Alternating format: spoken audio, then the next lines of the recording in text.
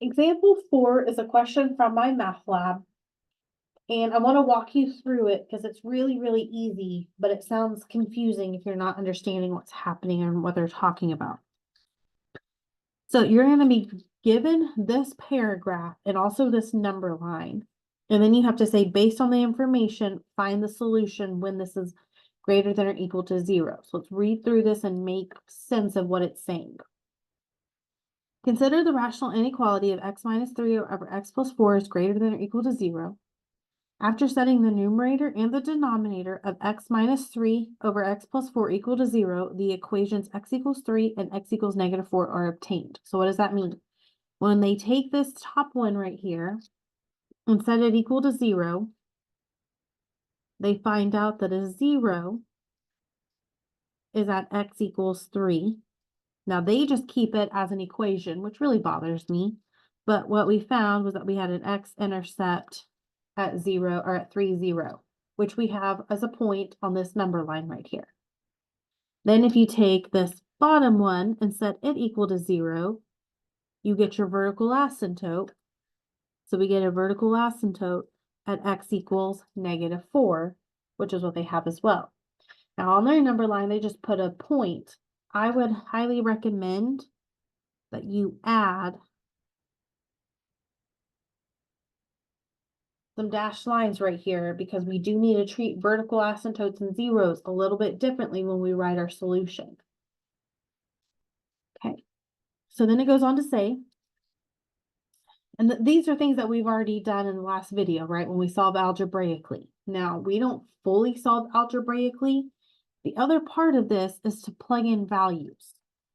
So once we find that vertical asymptote and that 0, it splits this number line into 3 portions. You have numbers that are less than negative 4. You have numbers here that are between negative 4 and 3, and then numbers that are greater than 3. So this breaks our graph into 3 different sections. And so if we were fully solving algebraically, what we would need to do is plug in a number from this set and see, is it positive or is it negative? Is this graph above the x-axis or is it below? We would plug in a value in this middle set, and same thing, if it's positive, it's above the x-axis. If it's negative, it's below.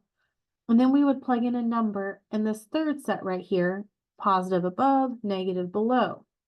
Now they already do this for us. They say also, x minus 3 over x plus 4 is positive at negative 6 and at 5. Positive at these two, and then it's negative at 0. So they've even plugged in the values for you. So you can see here, it starts here. It's probably all right up here since it's positive. Then it's going to start down here. It's going to cross at this x-intercept and come up positive. So you can see it's all positive up here. Starts down here, crosses, and then comes up positive. You can see the graph. So now based on this information, find the solution set for when this is greater than or equal to 0. Or where is it greater than or equal to 0? All of these positive portions. So it's positive here, but it's not going to include this 4. So we are not including that 4, but all of that.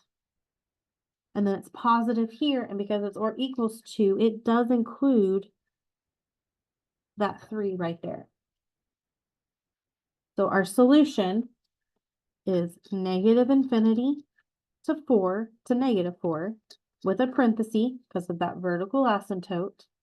The union 3 with a bracket because it's included because it's or equals to infinity. So this literally tells you everything you need to know to be able to solve this right here. You're just putting that information on your number line.